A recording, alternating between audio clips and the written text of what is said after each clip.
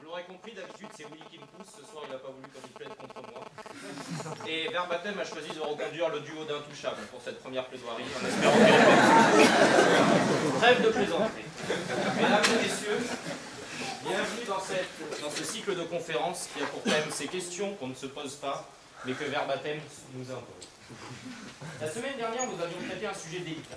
Les Likas, ce peuple amérindien, nous avait posé la question suivante. Attendez, la vanne arrive.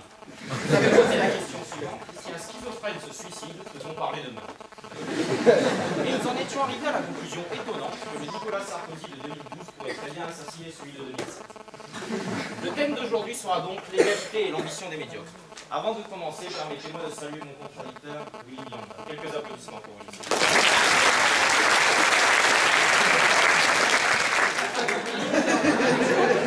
Avec Willy, nous avons décidé de faire cette plaidoirie totalement en osmose, un peu comme le yin et le yang, et on s'est vite rendu compte qu'il valait mieux que ça soit moi qui fasse le côté blanc. Je sais, admire la démocratie au Cameroun, des élections entre un président qui n'est pas très clair et des adversaires qui ne sont pas tout blancs. Et j'adore vraiment la manière dont vous avez la liberté d'expression et aucune censure. Excusez-moi. Oui, président bien. Bon, finalement, je vais vous parler des orques. De toute façon, vous dites que tu restes dans le thème. Non, allez, sérieusement.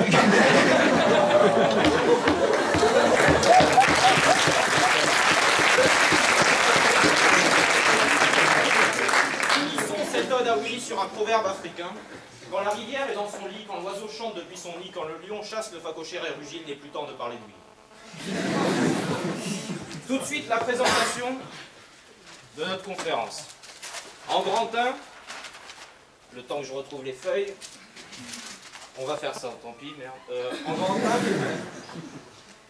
nous aurons donc une partie réflexion, avec des lunettes. Je suis comme François Berry, j'ai besoin de lunettes pour réfléchir. Malheureusement, lui n'en porte pas. En grand 2, nous aurons une partie débat UMP où tous les courants de pensée seront représentés. Le pour, le carrément pour, l'absolument pour. Et enfin une dernière partie qui sera question-réponse avec les questions que certains membres du public ont accepté de me donner juste avant. Commençons. Définition des termes du sujet. Égalité. L'égalité, le deuxième volet de la trilogie de la République réalisée par Robespierre en 1790. L'épisode préféré des femmes qui en revanche n'ont pas reçu l'épisode sur la liberté, notamment au moment de laisser sortir leur conjoint le samedi soir.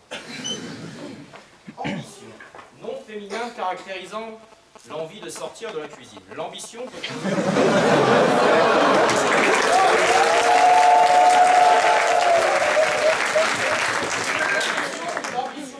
à la gloire. Dominique de Villepin n'a-t-il pas dû refuser des centaines de parrainages pour ne pas se présenter à l'élection? L'ambition peut également conduire à la folie. Je pense à des artistes, Van Gogh, Mozart, Ségolène Royal. Dernier terme, médiocre. Adjectif masculin caractérisant l'état de Gérard Depardieu après la Saint-Patrick. On peut s'appliquer également à l'effet de ma dernière vanne ou au salaire d'un stage bachelor. L'égalité est garantie dans la Constitution à tous les citoyens. Dès lors, la personne médiocre ne part pas en dessous de l'égalité. Elle part de l'égalité. Après, certains, comme Jean Sarkozy, commencent président de l'EHPAD à 22 ans. L'ambition, c'est en vouloir plus. Qu'est-ce que l'évasion fiscale, sinon un voyage ensoleillé guidé par l'ambition? La République, c'est l'égalité des droits, l'égalité des chances. Et nous sommes dans un pays d'égalité des chances. Une jeune femme de joie qui n'a pas fait d'études a les mêmes chances de rencontrer un directeur général du FMI.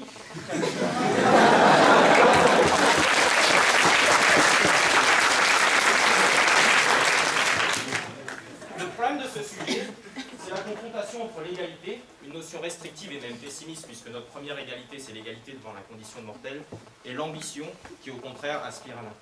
Alors maintenant, en 3 thèmes, je vais essayer de vous montrer que l'égalité, c'est l'ambition des médiocres, et qu'il y a parfois des situations non sensées. Premier thème, le sport. L'été prochain, les Jeux Olympiques de Londres. Changeons les règles. Supprimons le chronométrage pour maintenir l'égalité. Le vainqueur sera désigné par tirage au sort ou plus vraisemblablement par corruption. Ça n'a aucun sens, vous êtes bien d'accord. Et puis que feraient les Espagnols sans compétition? Eric, que feriez-vous? Vous n'avez pas la compétition pour vous inciter à vous doper. Excusez-moi, j'essaie de passer outre un trou de mémoire. Voilà.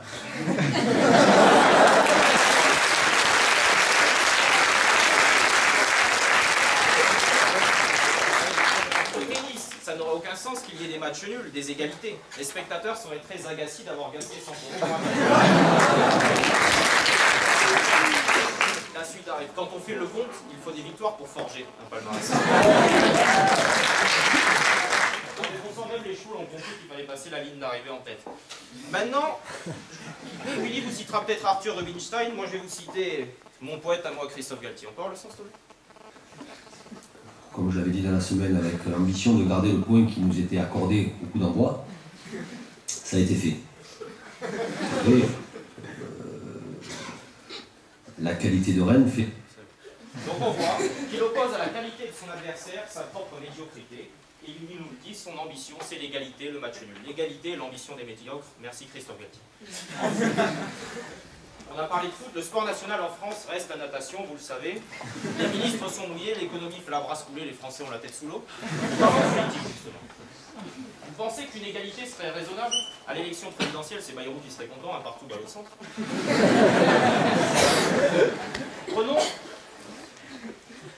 Prenons l'exemple du gouvernement Sarkozy. L'égalité dans la médiocrité. Deux poids lourds du gouvernement.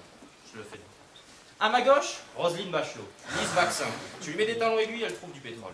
À ma droite, David Douillet.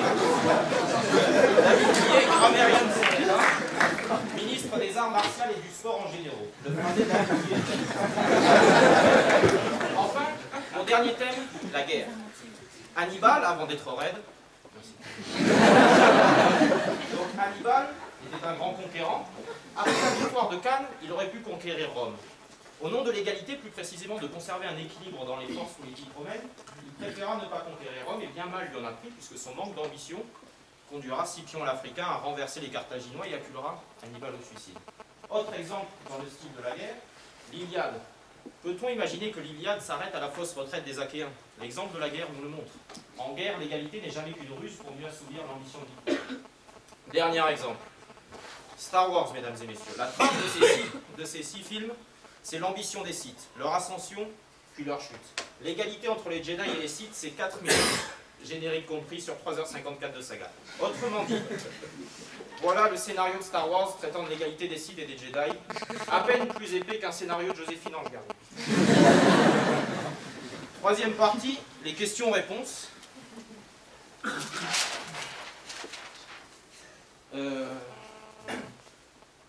Accordez-moi un instant, je corrige les fautes d'orthographe. C'est l'inconvénient d'avoir un public essentiellement féminin.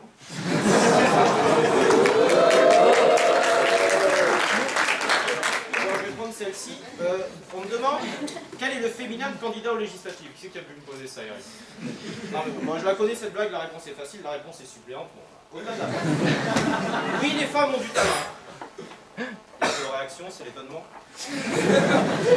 Alors, plus sérieusement, Simone de Beauvoir montre dans le deuxième sexe que c'est la volonté commune des hommes et des femmes qui doit permettre l'égalité homme-femme. Et que par conséquent, l'égalité n'est pas une affaire d'ambition, mais bel et bien de volonté commune. Il ne faut pas confondre sa volonté commune et l'ambition individuelle. J'espère que tu ne le feras pas. Une deuxième question. Moi, je la reformule un peu. En gros, on me demande si la position défendue par Willy n'est pas nihiliste. C'est pas faux. Nietzsche, le José Bové de la philosophie,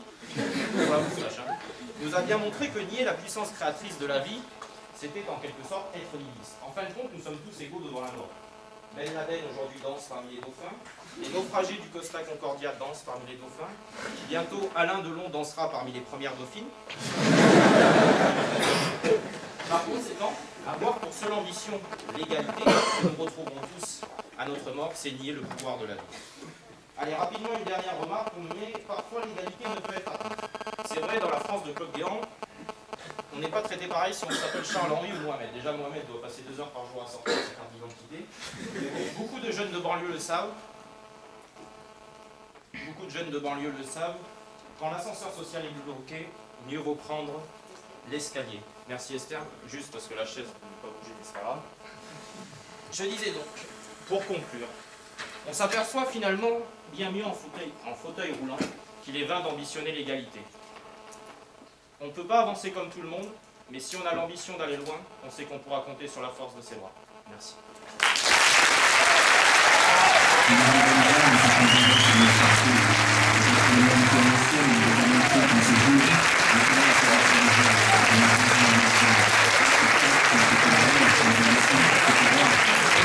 partager un certain